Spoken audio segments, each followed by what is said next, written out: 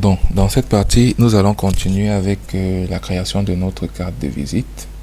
Voilà, nous sommes déjà rendus à ce niveau. Si vous n'arrivez pas à vous retrouver, je vous suggère humblement de regarder les anciennes vidéos pour essayer de rattraper un peu votre retard et d'arriver au même niveau que nous. Donc, il est important de suivre les mêmes étapes que nous et par la suite, vous pourrez donc vous exercer à reproduire une carte de visite selon votre choix ou du moins selon votre convenance ou votre inspiration. Donc, là, on est rendu à ce niveau de notre travail. On va cliquer sur la forme principale. Voilà. On vient sur le deuxième onglet format. On clique dessus. On vient au niveau de la partie ajuster. On clique sur correction. Et en fait, comme je veux donner un effet assombrissant à notre image qu'on a mis en fond d'écran, en fond, on va venir à ce niveau. On descend. Là, on voit la luminosité très basse. D'accord? Vous voyez, ça s'est assombri un peu plus. Donc, ça donne cet effet-là. Ou alors, on a une autre possibilité. On clique sur correction. Et on vient sur option de correction d'image. Donc, là, à ce niveau, on a donc la possibilité d'assombrir notre image à notre convenance. Vous voyez comment ça s'assombrit. Si on monte plutôt, elle s'éclaircit. Mais là, ce n'est pas le but. On veut plutôt l'assombrir. Donc, on va diminuer la luminosité bon, peut-être pas au maximum, mais à un niveau là, voilà, par exemple. On va essayer également de baisser notre contraste. Qu'est-ce que ça donne?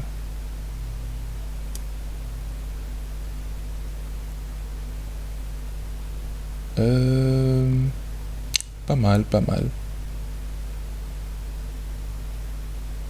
Laissons comme ça. D'accord? Très bien. Donc, on a assombri notre image. On peut le faire également avec notre photo. Hein. C'est au choix.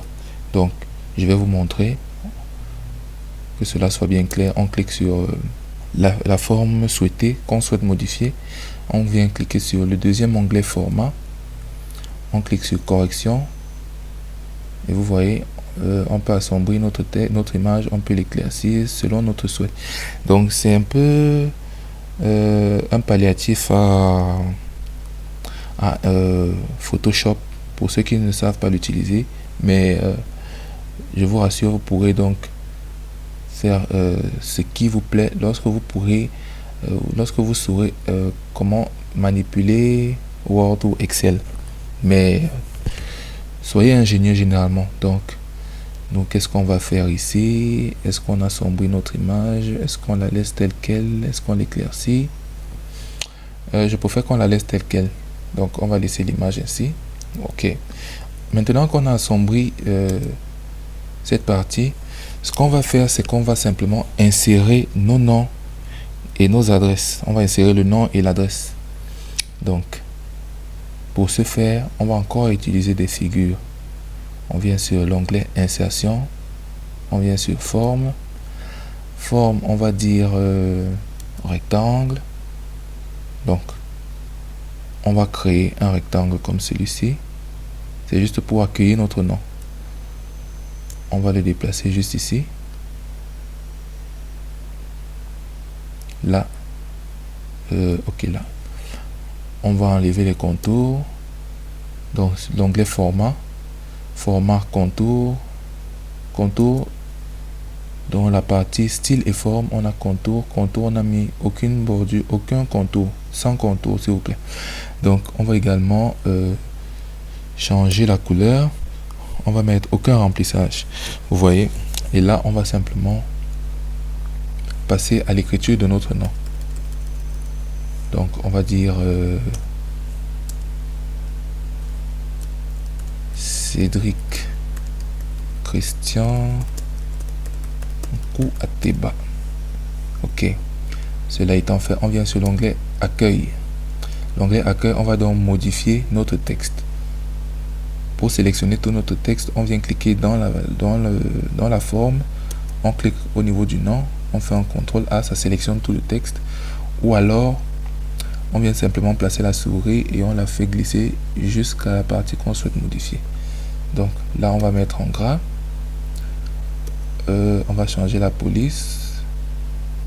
14, 16, non, laissons à 14. Ok. On va changer la couleur. On vient ici, toujours dans la partie police, couleur de police.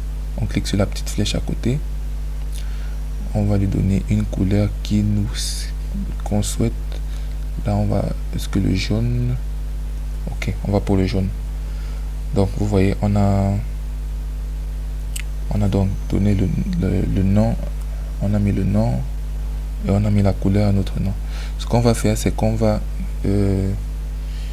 dupliquer cette figure. Vous vous souvenez, on a dit pour dupliquer, c'est CTRL-C pour copier, CTRL-V pour coller. Donc ça nous crée une seconde figure là. Et juste en dessous du nom, on va plutôt mettre notre profession. Donc on va mettre